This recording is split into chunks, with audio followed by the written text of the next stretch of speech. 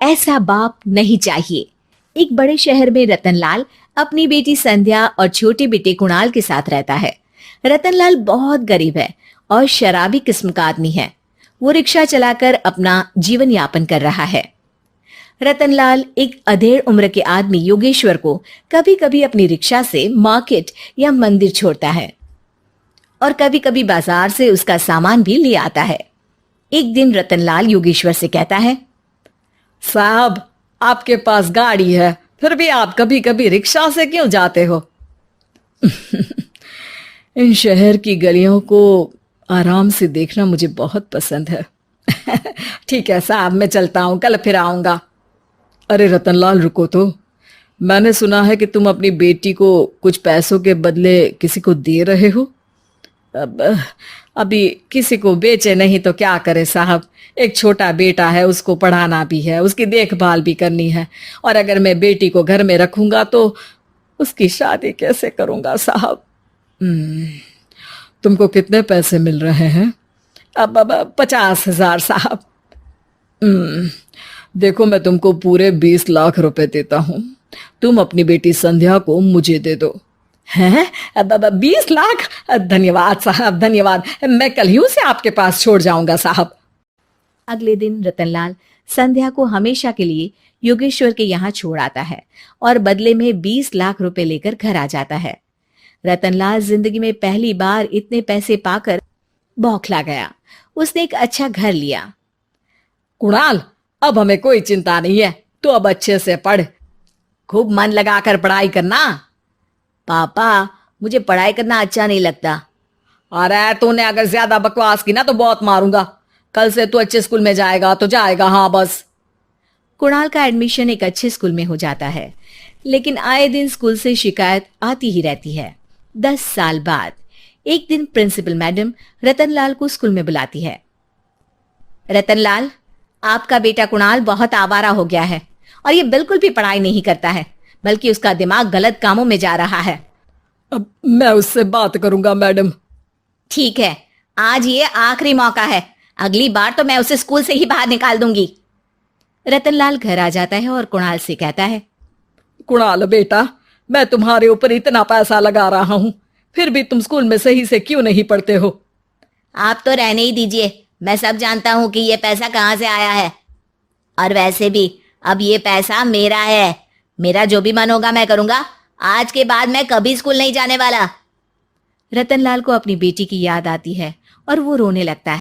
5 साल बाद कुणाल एक दिन एक लड़की को शादी करके घर ले आता है। पिताजी, ये मेरी पत्नी है स्वीटी। तुमने शादी कर ली? हाँ, शादी कर ली मैंने, दिखाई नहीं दे रहा? और अब से आप फिर से कमाना शुरू कर दो, बहुत बैठ कर खा लिया। कुणाल, तुम इस बुड्ढे को घर में क्यों रख रहे हो? देखो ना, ये शराब पीता है, इसे घर से बाहर निकाल फेंको। अरे स्वीटी, ये मेरे पापा है, कैसे बाहर निकाल दूं? और वैसे भी घर में कोई तो चाहिए ना काम करने वाला, नौकर समझ कर रख लो। इस बुड्ढी को तो घर से बाहर निकाल कर ही रहूंगी मैं कब तक इसके लिए खाना बनाऊंगी? स्वीटी एक दिन घर के बाहर पार्क में अपनी दोस्तों के साथ बैठी होती है। तभी वो रतनलाल को बुलाती है। पिताजी, मेरे कमरे में मैं अपना फोन छोड़ आई हूँ, जरा ला कर तो देना। हाँ हाँ जरूर, अभी लेकर आता हूँ। रतनलाल फोन लेकर आ जाता है। कुछ समय बाद स्वीटी के फ्रेंड्स भी चले जाते हैं। स्वीटी अंदर आकर शोर मचाती है, चोर चोर। कहाँ है चोर? मुझे तो यहाँ कुछ नहीं दिख रहा।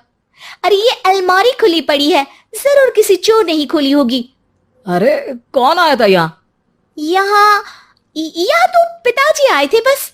अरे बहू, मैं चोर नहीं हूँ। मुझे तो आप पर अब बिल्कुल भी विश्वास नहीं है पिताजी, क्योंकि जब आप पैसे के लिए दीदी को बेच सकते हो तो आप चोरी भी तो कर ही सकते हो। अरे लेकिन वो सब तो मैंने तेरे भले के लिए किया था ना। मैं तो कहती हूँ कि हमें इनकी कमरे की तलाशी लेनी चाहिए। तुम बिल्कुल सही कह रही हो, चलो। स्वीटी और कुणाल दोनों रतनलाल के कमरे की तलाशी लेते हैं और उन्हें वहां स्वीटी की ज्वेलरी और पैसे मिल जाते हैं। मैं तो पहले ही जानता था कि चोर आप ही हो। निकल जाओ मेरे घर से और दोबारा अपनी शक्ल मत दिखाना। रतनलाल आंखों में आंसू लिए घर से निकल जाता है। स्वीटी मन ही मन सोचती है, आज तो मेरी प्लानिंग सफल हो गई। जैसा मैं चाहती थी ऐसा ही किया और बड़ी आसानी से उस बुड्ढी को चोरी का इल्जाम लगाकर घर से भगा दिया। रतनलाल की हालत अब ज्यादा खराब हो गई और वो सड़क पर बैठकर भीख मांगकर खाने लगा। एक दिन वहां एक गाड़ी आकर रुकी और सड़क पर बैठे सभी भिखारियों को अपने सेंटर ले गई। एनजीओ की मालिक संध्या एक एक करके सभी को सुविधा मुहैया कराती है। तभी उसकी नजर रतनलाल पर पड़ती है। पिताजी, संध्या तू? पिताजी आपकी ये हालत कैसे हुई? ये सब मेरे बुरे कर्मों की सजा है जो मुझे मिल रही है। मुझे माफ कर दे बेटी।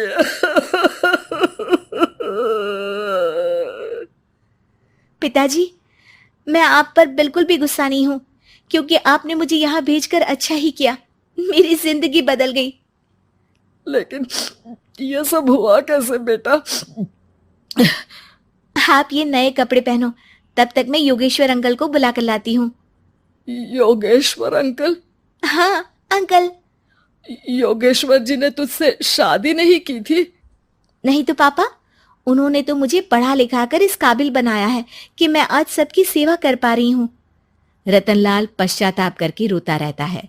तभी योगेश्वर भी वहां आ जाता है।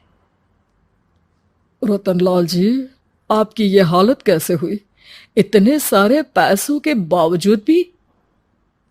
क्योंकि मैंने बेटे और बेटी में भेदभाव किया था। लेकिन आपने ये कैसे किया? मुझे ये जानना है, बताइए। सालों पहले जब संध्या छोटी थी, तब मैंने एक बार एक आदमी से तुम्हें बात करते हुए सुना था, जो कुछ पैसों में संध्या को तुमसे खरीद कर शादी करना चाहता था। मैं उस समय एनजीओ में बच्चों के लिए ही काम कर रहा था और मैं किसी भी लड़की की जिंदगी खराब होते नहीं देख सकता था। इसलिए मैंने अपने जीवन की कमाई का एक बड़ा हिस्सा तुम्हें दे दिया था। सच में कितना गलत था मैं। मुझे माफ कर दो। अब आप दोनों मेरे साथ घर चलो और आज मैं अपना सच्चा प्रायश्चित करना चाहता हूं। योगेश्वर और संध्या रतनलाल के साथ घर जाते हैं। स्वीटी दरवाजा खोलती है। चोर भिखारी, तो फिर से आ गया? चल भाग यहाँ से बुड्ढे। ये घर तुम्हारे बाप का नहीं, मेरा है। बाहर निकलो यहाँ से। रतनलाल कुणाल और संध्या को घर से बाहर निकाल देता है। योगेश्वर जी, अब ये घर आपका है और अब आप यहाँ एक और एनजीओ खोल सकते हैं। शायद अब ये सच्चा प्रायश्चित है। संध्या अपने पिता के गले लग जाती है।